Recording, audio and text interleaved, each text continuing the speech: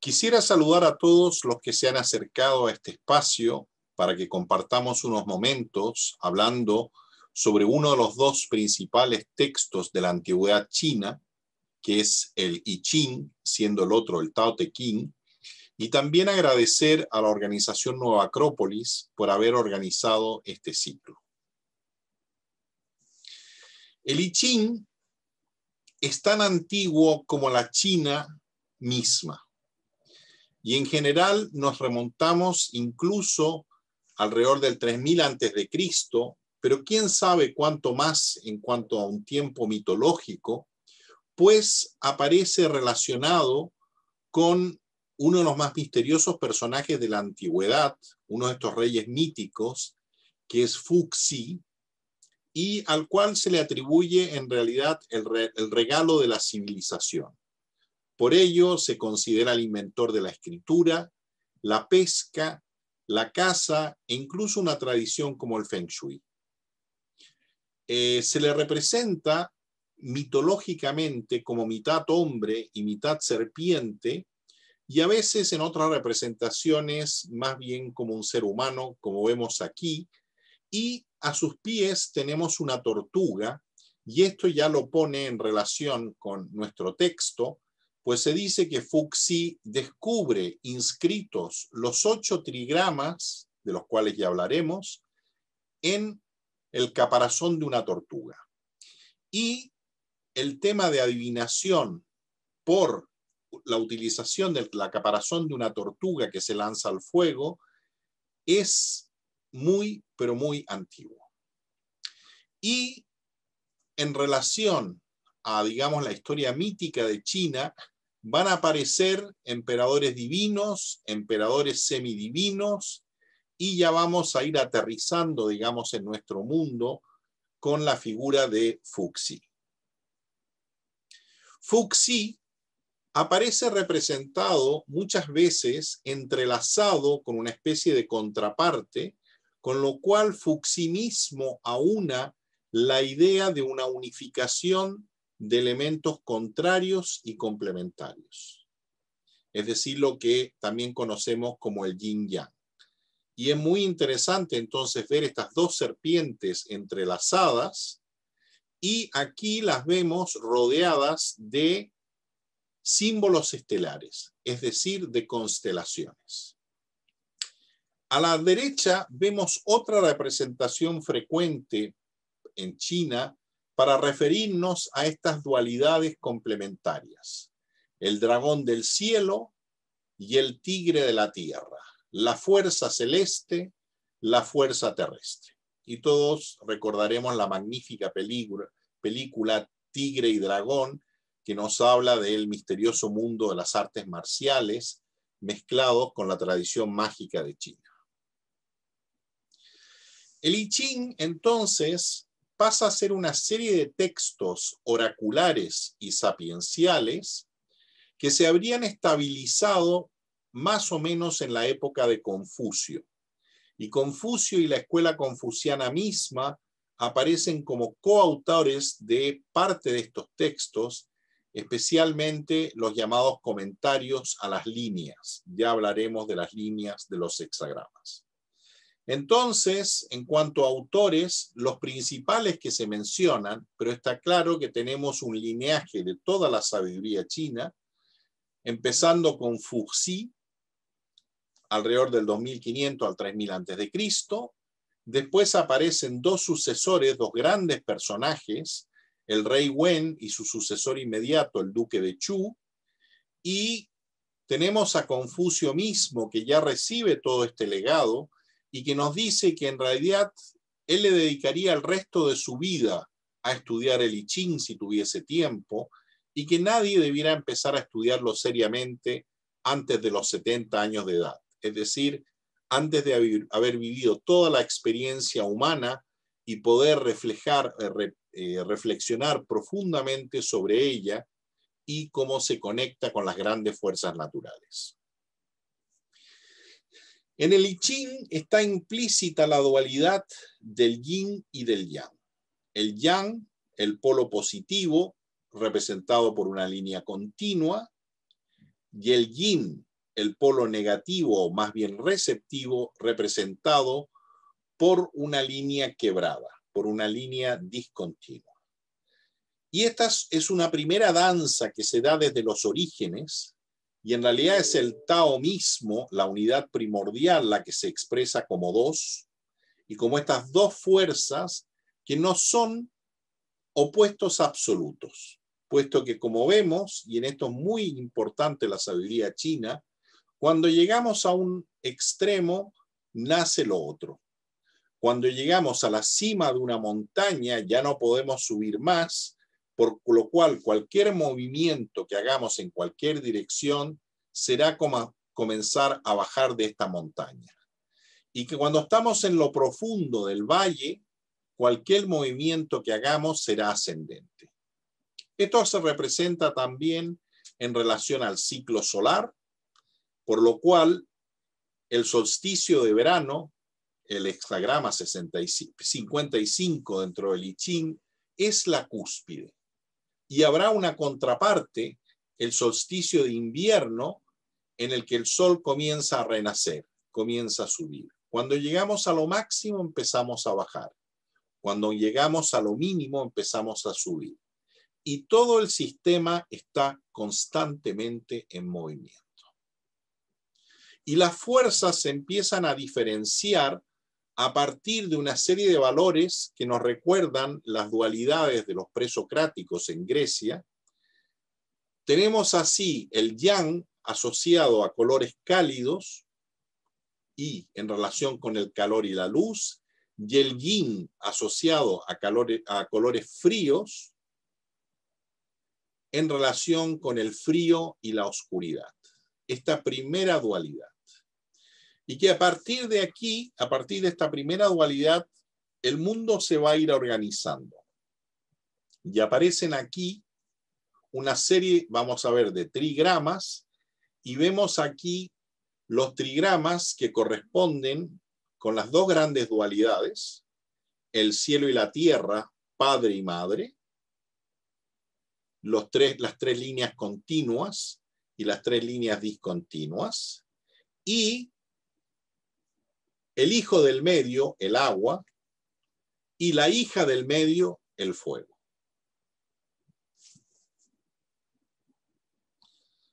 Bueno, si tomamos los dos primeros principios, la línea continua y la línea quebrada, pero agregamos una línea más, aparecen 4 posibilidades. Y estas se llamarán el viejo yang, el viejo positivo, digamos, donde están las dos líneas continuas, con lo cual no hay ambigüedad de si es yin o es yang. El viejo yin con dos líneas discontinuas, pero después el nuevo yin y el nuevo yang, donde para ver qué es lo que predomina, tenemos que hacer la lectura desde abajo hacia arriba. Entonces el nuevo yin es yin, porque el elemento externo, el primer elemento a partir del cual empezamos a leer desde abajo hacia arriba, es un yin, y lo mismo para el yang. Y aquí se ve más clara entonces una de las múltiples visiones de estos opuestos complementarios representados aquí por el dragón y el tigre. Pero hay muchas dualidades de este tipo que van a aparecer en la filosofía y en el arte chinos. Si agregamos una tercera línea, 2 por 2 por 2 posibilidades, nos van a aparecer 8 trigramas. Y en realidad es a partir de aquí que nace el sistema, puesto que los 64 hexagramas serán simplemente una especie de dos ruedas, una rueda celeste que gira y una imagen terrestre que gira también, con lo cual tenemos 8 por 8 posibilidades, donde se combinan siempre estas dos fuerzas. Y esto es muy interesante porque nos recuerdan también las 64 casillas de un juego de ajedrez. Entonces tenemos así el Pakua.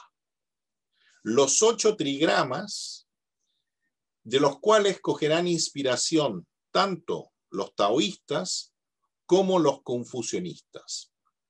Los taoístas lo expresarán más como grandes fuerzas cósmicas y los confucionistas les interesará más cómo esto se expresa en el mundo humano a través de una serie de relaciones en las que debe regir la armonía entre estas distintas fuerzas. Es decir, está la visión de una serie de fuerzas nucleares que se expresan tanto en la naturaleza como en el ser humano.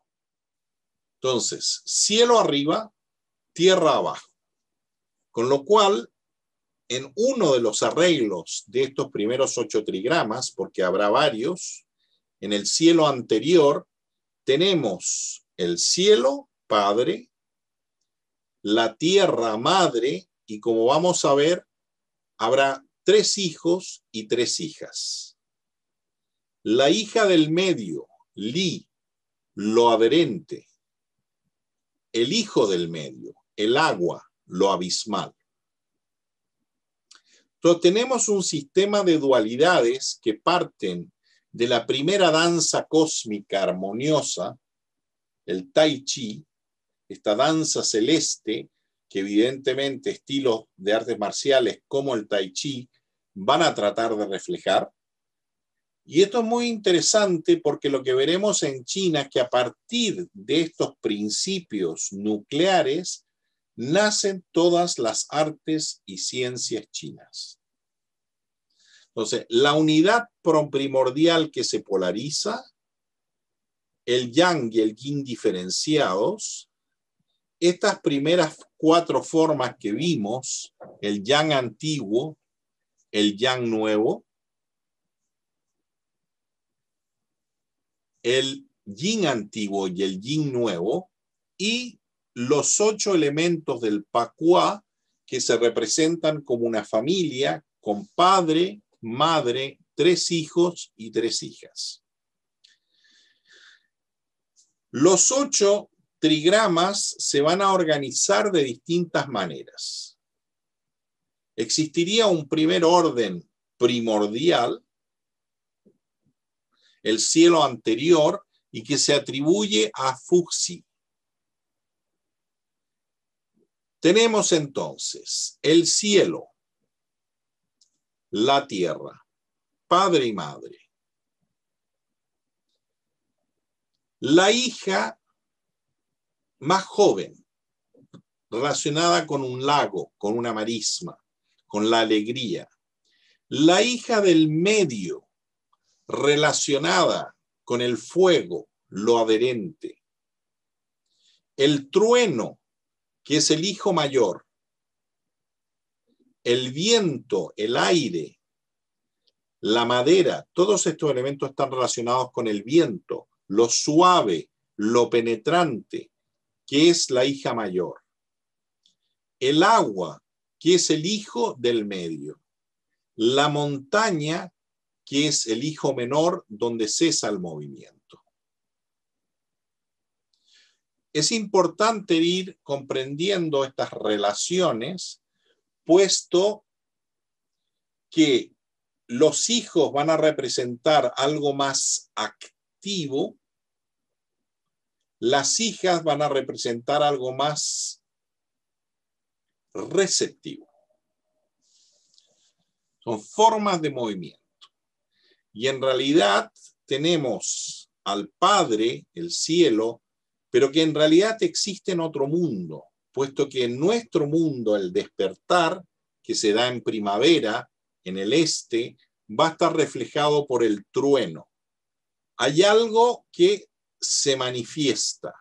El movimiento entra en el mundo y todo comienza. Ese es el símbolo del hijo mayor, el trueno. Estas imágenes, como pueden imaginar, son muy útiles. Se dice que las utilizan los sabios para que comprendamos elementos muy abstractos y además son muy útiles porque permiten hacer arte. Entonces lo que vamos a ver en el arte chino son frecuentes representaciones de esto. Un antiguo texto nos dice, el maestro dijo, la escritura no puede expresar las palabras completamente. Las palabras no pueden expresar los pensamientos completamente. ¿Significa esto que no podemos ver los pensamientos de los santos sabios? El maestro dijo, los santos sabios crearon imágenes para expresar de manera completa sus pensamientos. Crearon los hexagramas para expresar lo verdadero y lo falso completamente. Luego agregaron los juicios para poder expresar completamente lo mismo en palabras. Y los juicios son los primeros textos que acompañan a los hexagramas.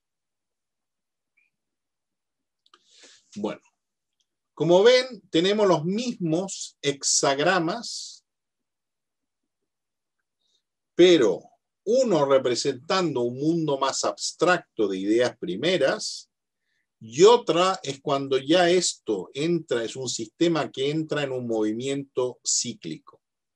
Por eso hay una diferencia entre la llamada disposición de Fuxi, este primer personaje primitivo que se dice que no inventa los hexagramas, los trigramas, sino que los descubre.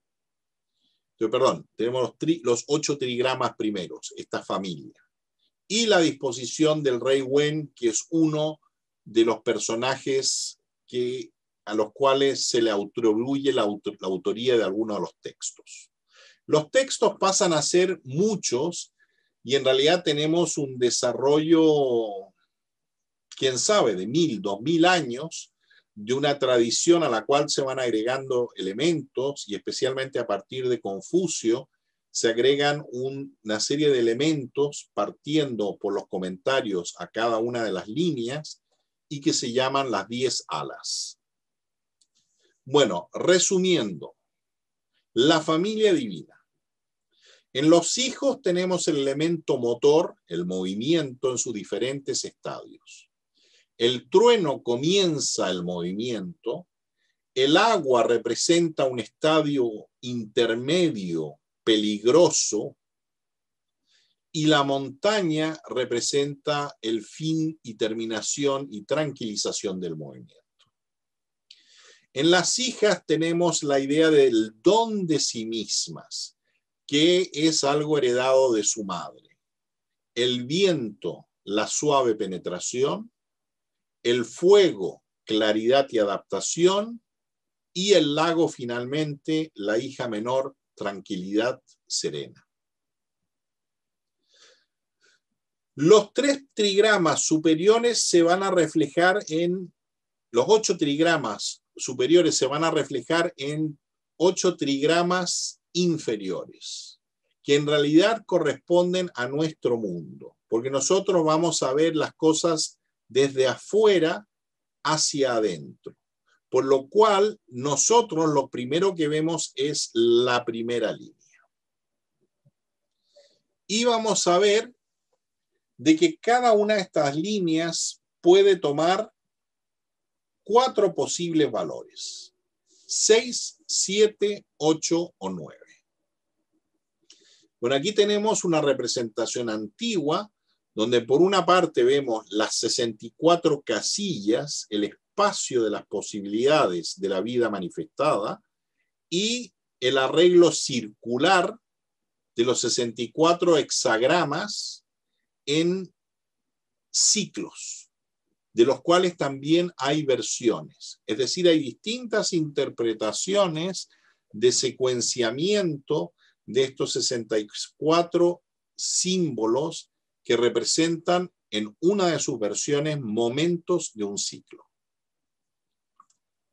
Es muy interesante que cuando el filósofo Leibniz descubre el I Ching a través de un amigo jesuita que estaba en China, queda asombrado porque él mismo había estado trabajando en un sistema binario sobre el que se basa hoy toda la computación, y no estoy incluyendo aquí la computación cuántica, que reconoce 3 estadios en vez de 2. Entonces Leibniz entra en una activa correspondencia con el padre Bouvet, quien le habla de la tradición china del I Ching, quien le menciona a Fuxi, y es muy interesante que ambos creían que Fuxi había descubierto la aritmética binaria por inspiración divina. Los jesuitas quedaron tan impactados por lo que encontraron en China, especialmente la tradición moral confucionista, que hasta empezaron a elucubrar la posibilidad que hubiese habido una tribu perdida cristiana que hubiese llegado a China en época muy temprana, trayendo, digamos, las enseñanzas cristianas o judeo-cristianas muy tempranamente, por lo cual había tantas coincidencias. Bueno, ya vimos que el descubrimiento de los 8 signos se atribuye a Fuxi hace unos 4.500 años, y que este es el gran señor de la civilización, el que da la civilización a la antigua China. Entonces, Leibniz, que está trabajando en un sistema binario, encuentra esto extraordinario y se da cuenta, y evidentemente él está trabajando en la posibilidad de expresar de manera binaria todos los números, que es la base del lenguaje de máquina de las computadoras actuales. Bueno, hay 2 vertientes del I Ching que son evidentemente complementarias. Una es un libro de sabiduría o de sapiencia, en el cual, a partir de las 2 grandes fuerzas primordiales, vemos todas las posibilidades que se van a reflejar en el mundo de la naturaleza y también en el mundo de los seres humanos. Y está la tradición del I Ching como oráculo, es decir, yo puedo preguntarle al I Ching que me va a contestar y va a permitir una especie de interesante diálogo que le llamó mucho la atención a Carl Gustav Jung, quien escribe un prólogo a una de las versiones, a una de las traducciones de su amigo Richard Wilhelm en inglés, y que le recomiendo realmente leer. La tradición señala, en esta tradición oracular, que se eviten las preguntas simplistas. El libro debe permanecer cubierto por un pañuelo de seda cuando no se utilice y debe estar depositado en un mueble cuya altura se encuentre por encima de los hombres. Es decir, es algo que tiene que estar puesto en lo alto para recordarnos que ha sido un regalo del cielo. Y al lado del libro debe colocarse un braserillo de incienso. ¿Por qué? Porque según la tradición existen intermediarios, llamémosle espíritus, por darle algún nombre, estos espíritus Chen, que nos ponen en contacto con la sabiduría contenida en el libro. El consultante de espaldas al sur debe arrodillarse y hacer 3 inclinaciones y luego formular su pregunta. Lo que nos da la respuesta que obtenemos es un hexagrama en relación con la situación que preguntamos. Y cada hexagrama evidentemente representa una posibilidad dentro de 64 en la realidad. Cada hexagrama tiene 6 líneas y las líneas pueden estar estables o pueden estar en movimientos porque la fuerza yin o yang implícita en ellas ha llegado a un extremo, con lo cual pasa a ser lo contrario.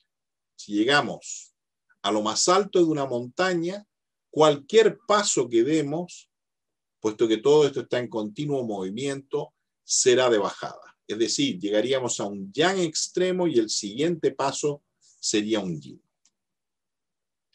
Bueno, la manera más común en que se hacen las preguntas es utilizando 3 monedas. Imaginemos monedas en las cuales en un lado tenemos una línea continua yang, y en el otro una línea discontinua, yin. A las líneas discontinuas, impares, se les da el valor de 3, pero el valor de 2. A las líneas discontinuas, pares, se le da el valor de 2. A la línea continua, yang, se le da el valor de 3. Y esto es muy interesante para los que conozcan el Timeo de Platón, puesto que Platón va a desarrollar la serie del 2 y la serie del 3. Con lo cual tal vez exista una posibilidad de integrar la lógica de la mecánica cuántica y de los ordenadores cuánticos en estos sistemas, integrando una tercera posibilidad. Simplemente lo dejo sugerido. Si lanzamos las 3 monedas, tenemos 4 posibilidades de resultados. Si tenemos 3 yang, 3 líneas continuas, nos dará un valor de 3 más 3 más 3, que es 9. Como 9 es un extremo, es el máximo yang, se considera que esta línea estará en movimiento, con lo cual tendremos que hacer una segunda lectura, transformando la misma línea en yin. Si obtenemos un valor de 8, con 2 yin más un yang, tenemos una línea en relación con un número par que es yin y que es estable. Si obtenemos el número 7, tenemos un número yang en relación con la línea yang. Pero si tenemos 3 yin, nos da un 6, que es una forma extrema de yin que se transformará en lo opuesto, en yang. Es decir, si los resultados son 9 o 6, vamos a tener no líneas estables, sino en movimiento, que nos llevarán a la generación de un segundo hexagrama, como se ilustra aquí. Aquí hemos lanzado 6 veces las monedas, haciendo una pregunta, y hemos obtenido los siguientes resultados. Primero 9, se ve esto de abajo hacia arriba. Luego 8, luego 6, luego 6, luego 8 y 7. Recuerden de que los valores 9 y 6 no son valores estables, con lo cual vamos a ver que la línea yang se va a transformar en yin, la línea yin se va a transformar en yang, la línea yin se va a transformar en yang. Con lo cual tenemos una primera lectura de un primer hexagrama. Se leerán los textos en relación a las líneas en movimiento y leeremos el segundo hexagrama. El hexagrama 30, que corresponde al hexagrama de la izquierda, a la primera lectura, nos habla del alimento en todos los planos. Y nos habla de la importancia de cuidar el alimento. El hexagrama 50 nos habla de una situación conocida como el caminante o el viajero, y es una situación un poco arriesgada porque no estamos en nuestro territorio natural. Con lo cual se aconseja adaptación y modestia como actitudes fundamentales. Bueno, si ustedes abren cualquier libro de I Ching, se van a encontrar con esta clave que son los trigramas superiores, los trigramas inferiores, con lo cual tenemos 8 por 8 posibilidades que comienzan con el hexagrama 1, el cielo, y el hexagrama 2, la tierra.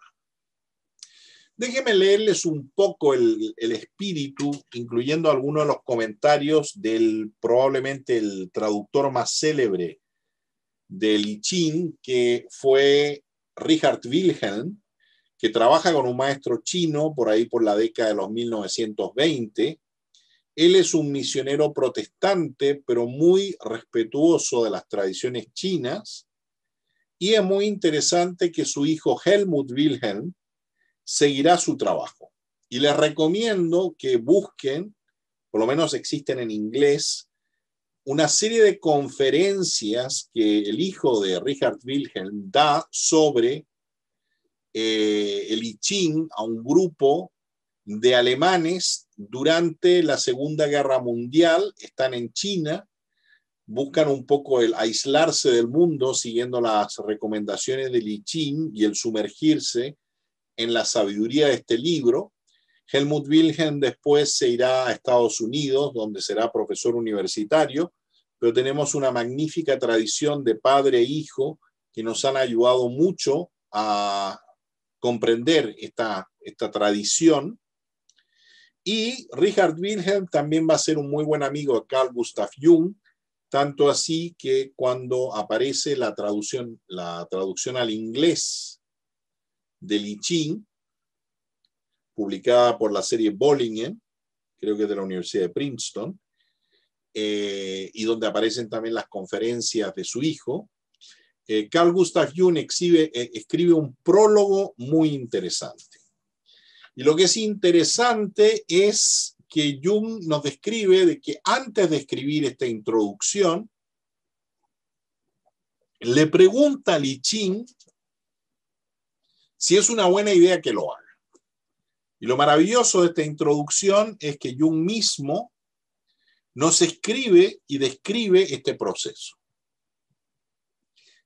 Le leo un poco de la introducción de Jung. Utilicé el método de las monedas que acabamos de describir, monedas con yin en un lado, yang al otro lado, con lo cual nos aparecen las 4 posibilidades, con líneas fijas y en movimiento, que genera un segundo hexagrama. La primera respuesta fue el hexagrama 50, Tin, el caldero. Pero lo más interesante es cómo Jung describe su propio diálogo interno con el I Ching. De acuerdo con la manera en que estaba construida mi pregunta, debe entenderse el texto del hexagrama como si el I Ching mismo fuese la persona que habla. De modo que se describe a sí mismo, el I Ching, como un caldero, es decir, como una vasija ritual que contiene comida cocida. Aquí la comida debe entenderse como alimento espiritual. Al respecto, dice Richard Wilhelm, el traductor del I Ching, describiendo este hexagrama, 50, el caldero como utensilio perteneciente a una civilización refinada sugiere el cuidado y la alimentación de hombres capaces, lo que redundaba en beneficio del Estado. Vemos aquí a la cultura en el punto en que alcanza su cumbre en la religión. El caldero sirve para ofrendar el sacrificio a Dios. La suprema revelación de Dios aparece en los profetas y en los santos. Venerarlos, acuérdense la tradición del respeto de los ancestros en China, es auténtica veneración de Dios. La voluntad de Dios, tal como se revela a través de ellos, debe ser aceptada con humildad. Y sigue ahora Jung. Ateniéndonos a nuestra hipótesis, debemos concluir que aquí el I Ching está dando testimonio acerca de sí mismo. Cuando alguna de las líneas de un hexagrama dado tiene el valor de 6 o 9, acuérdense que son 2 de las posibilidades, cuando lanzamos de las monedas, ello significa que se las acentúa especialmente y que por lo tanto tiene importancia para la interpretación. Son las líneas en movimiento que se leen. En mi hexagrama, los agentes espirituales, estos espíritus Chen, han dado el acento de 9 a las líneas que ocupan el segundo y tercer puestos. Es decir, no obtuvo un 50, un hexagrama 50 con líneas estables, sino con algunas líneas en movimiento. 9 en el segundo puesto significa: en el caldero hay alimento. Mis compañeros sienten envidia, pero no pueden nada contra mí. Ventura. Y ahora interpreta Jung. Así el I Ching dice de sí mismo: contengo alimento espiritual. Puesto que el participar en algo grande siempre despierta envidia, el coro de los envidiosos es parte del cuadro. Los envidiosos quieren despojar al I Ching de su gran posesión. Es decir, tratan de despojarlo de significado o de destruir su significado. Pero su enemistad es en vano. La riqueza de significado del I Ching está asegurada. Es decir, está convencido de sus logros positivos que nadie puede arrebatarle. El texto continúa. 9 en el tercer puesto, es decir, otra línea en movimiento, significa: el asa del caldero está alterada. Uno está trabado en su andanza por la vida. La grasa del faisán no se come. Solo al caer la lluvia se agotará el arrepentimiento. Finalmente llega la ventura. Y el comentario de Jung: el asa es la parte por la cual puede asirse el tin, el caldero. Significa, por lo tanto, el concepto que uno tiene del I Ching. A través del tiempo, este concepto aparentemente ha cambiado, de modo que hoy ya no podemos aprehenderlo. Por lo tanto, uno está trabado en su andanza por la vida. Ya no estamos sustentados por el sabio consejo y la profunda introvisión del oráculo. Por ello, ya no encontramos nuestro rumbo a través de las intricadas sendas del destino y las tinieblas de nuestra propia naturaleza. La grasa del faisán, es decir, la parte mejor y más preciada de un buen plato, ya no se come. Pero cuando al fin la tierra sedienta recibe nuevamente la lluvia, es decir, cuando ese estado de necesidad ha sido superado, el arrepentimiento, es decir, el pesar por la pérdida de la sabiduría cesa, y llega entonces la oportunidad largamente anhelada. Bueno, esto es una invitación a que lean esta introducción de Jung, porque él llega a la conclusión de que el mismo I Ching le está diciendo: aquí hay un gran tesoro de sabiduría que se ha olvidado y que sin embargo puede nutrir a los pueblos. Por lo cual considero que sí, que lo que tú estás haciendo, y no solo tú, sino evidentemente los otros involucrados en el proyecto, de en este caso traer el I Ching a un nuevo mundo a través de una traducción inglesa, es venturoso. No va a ser apoyado por todos, pero hazlo, puesto que va a beneficiar a muchos. A mí personalmente me parece maravilloso esto, porque nos habla de la posibilidad de que lo que nos han legado los sabios de todos los tiempos y todas las civilizaciones pueda transformarse en un espejo del propio sabio que llevamos dentro. Es una invitación a descubrir esta otra manera de ver las cosas, que no vamos a buscar sabiduría afuera, sino que cuando encontramos sabiduría afuera, en estos grandes textos, en las imágenes que reflejan, de alguna manera ello nos permite ponernos en contacto con el sabio que todos llevamos dentro. Bueno, y esto es lo mismo, los 8 trigramas superiores, los 8 trigramas inferiores. Entonces, cuando uno lanza las monedas, acuérdense, uno se va a encontrar con uno de estos arreglos y vamos a ver uno de ellos, el trueno sobre el fuego. El hexagrama 55, que va a corresponder al momento máximo del Sol en su trayectoria, que es el solsticio de verano. Y ya lo veremos en un momento. Y acuérdense que uno también usa las líneas en movimiento para generar un segundo hexagrama. Entonces uno lee el primer hexagrama, lee las líneas en movimiento y después lee el segundo hexagrama. Y no he hecho la lectura completa del análisis de Jung, los invito a hacerla, porque va a hablar de todas las líneas en movimiento con las que se encuentra y después del segundo hexagrama.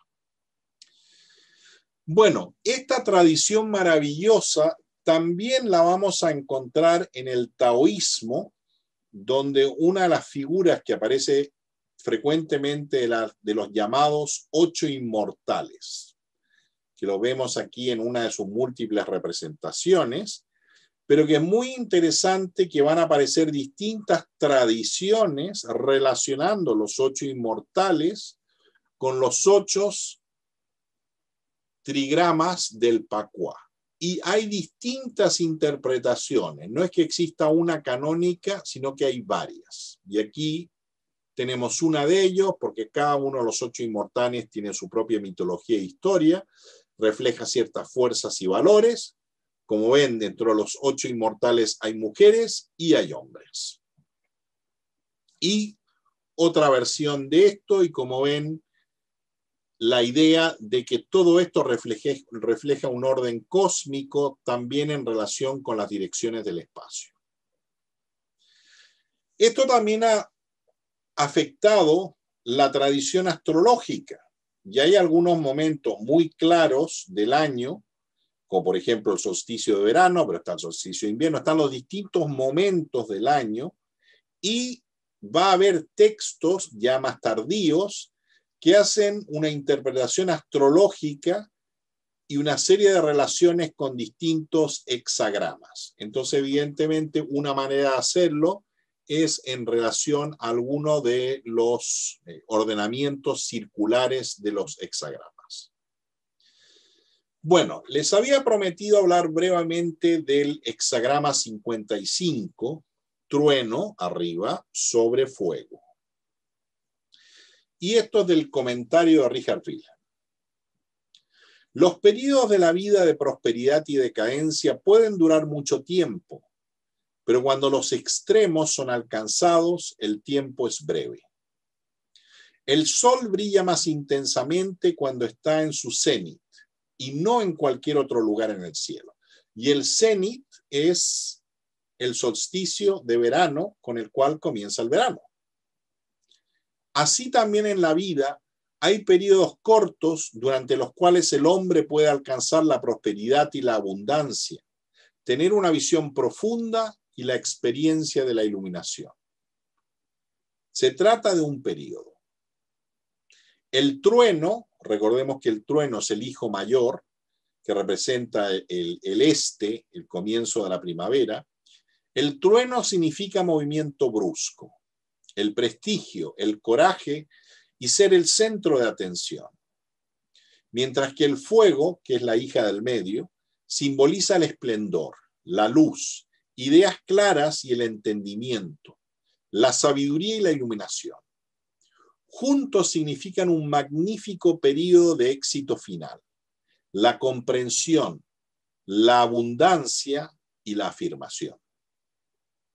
Sin embargo, el momento de apogeo no es para siempre. El sol debe eventualmente comenzar a descender, al igual que el flujo.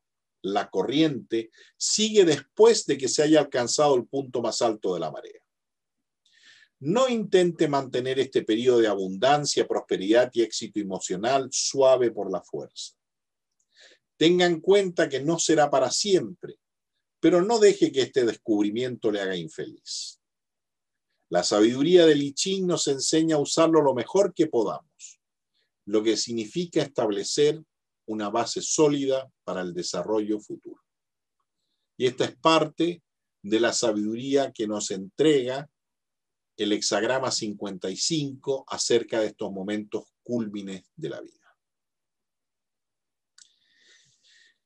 Y los dejo con una imagen que es la montaña. Y en esta montaña se refugian los grandes sabios en la tradición taoísta. Y para terminar, un pequeño poema del más grande de los poetas chinos, Li Po, en el cual encontraremos algunas de estas bellas imágenes. Fugitivo relámpago es la vida, que apenas si da tiempo a sentir su pasar.